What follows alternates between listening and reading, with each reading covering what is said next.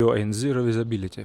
Can you fly a CAT III without flight directors on the A320? The flight directors are off, you are in zero visibility. Can you still land automatically? Most simmers assume the flight directors are the brain of the CAT III approach. Take them away and you think the whole things fall apart. But there is a dirty little secret hidden in the RFM.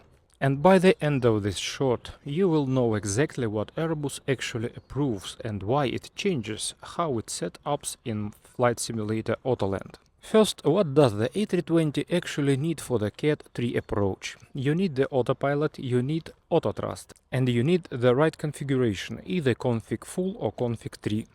Now here is the question nobody asks.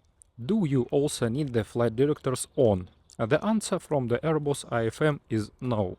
Autopilot without FD is specifically approved for the CAT III operations, but only in config full and config 3. So why would you ever turn the FDs off? Think about a partial failure scenario, and FDs might be giving bad guidance bars showing you the wrong picture. If the autopilot is still doing its job, having a misleading FD on screen is actually dangerous. Turning it off removes the distraction and let the autopilot fly the beam cleanly. Now here is where it gets more specific.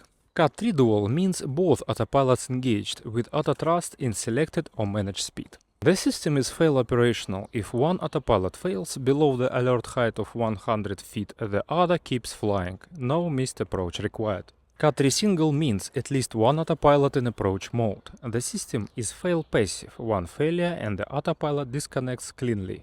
No out of trim surprise. Minimum decision height in that case is 50 feet. So the flight directors. The autopilot is doing the flying, the FD is just the display, and those are two completely different things. So yes, on the A320 you can absolutely fly a CAT III approach with both flight directors off, as long as at least one autopilot is engaged in approach mode. Auto thrust is active and you are in config full or config 3.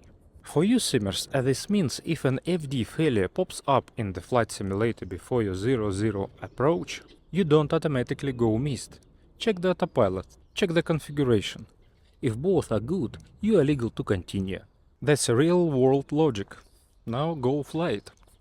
Question for the comments. Have you ever set up a CAT III dual in Flight Simulator with both FDs off, just to see what happens? Next video, what actually triggers the Autoland red warning light and what you do when it fires below 200 feet.